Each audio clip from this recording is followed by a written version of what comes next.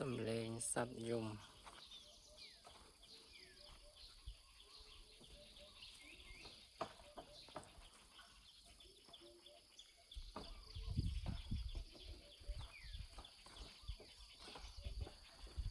ពីខាងក្រោយខាងក្រោយ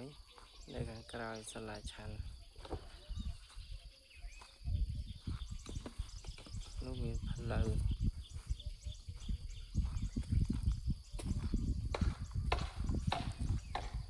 កន្លែងនេះផ្លូវមួយទៀតផ្លូវទៅខាងក្រោយរបស់ភ្នំ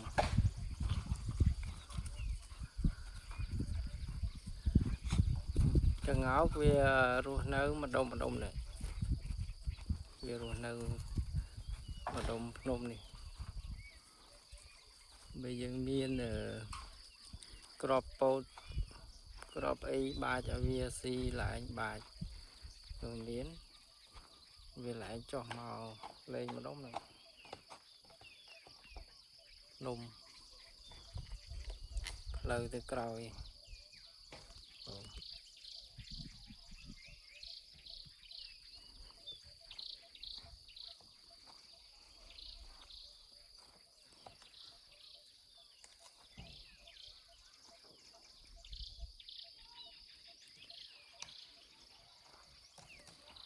ភាពស្ងប់ស្ងាត់នៅកន្លែងនេះល្អស្ងាត់ល្អបងស្ងាត់ស្ងប់ឮតែសំឡេងចាបសត្វយំរស់នៅបែបធម្មជាតិ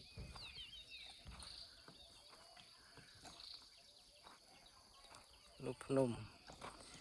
នោះគឺតំបន់ទេសចរមានឡានជាច្រើននៅក្នុងហ្នឹងទៅតាមឡាន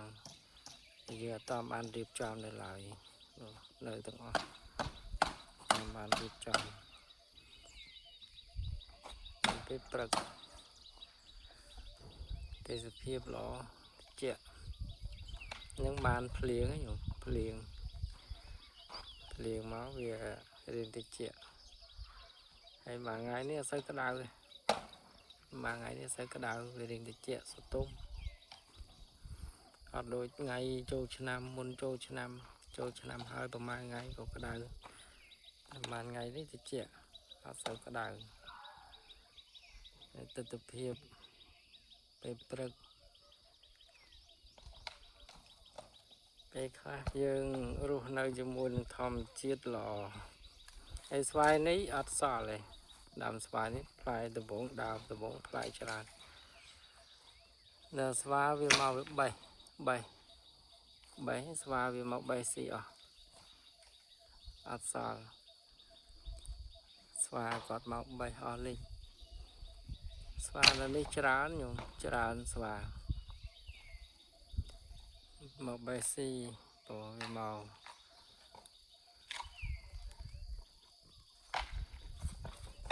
នោះដីវត្តនៅក្រៅទៀតនៅឆ្កែរត់លេង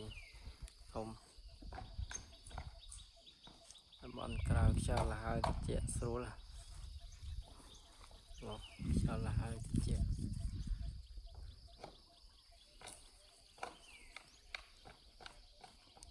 មកនៅនេះស្ងប់ស្ងាត់ល្អស្ងប់ស្ងាត់ងាយឡើងដើរមើលកងោកហើវាមកទុំនឹងដើមឈើវាមកដេក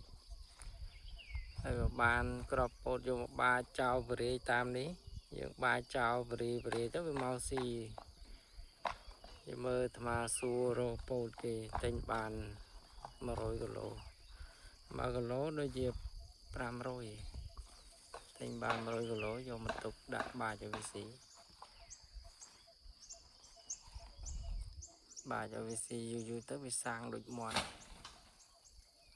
ឲ្យវាស៊ីទៅវាបាចទៅវាមកមុនវាឡើងមកនេះវារត់លេងជុំវិញតែឆ្កែវាដេញវាអីហើយយកតែឲ្យចំណីវាស៊ីទៅវាជាទៅឆ្ងាយ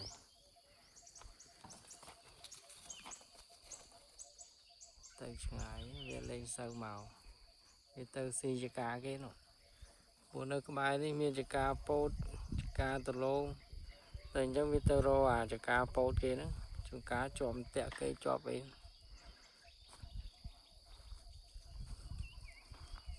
ដែលសត្វកង្កោកនេះគេអភិរក្សទុកហើយព្រោះគេអភិរក្សវាទុកជាសត្វព្រៃវារស់នៅបែបធម្មជាតិផងវាបើដើរទៅមកជួរនោះទៅឃើញយ៉ាងកង្កោកវារត់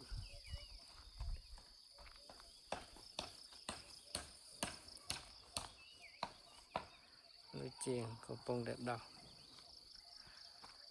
នេះឡើងដើរលេងតាមភ្នំឆ្វែល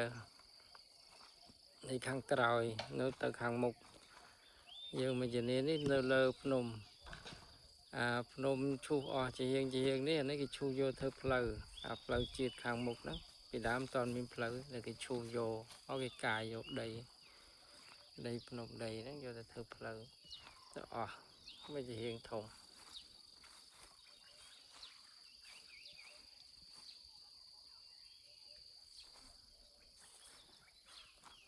ភ្នំវាឆ្ងាយពីខ្នល់ជាតិចូលមកខ្ទង់3គីឡូចូលមកវត្តខ្ទង់3គីឡូ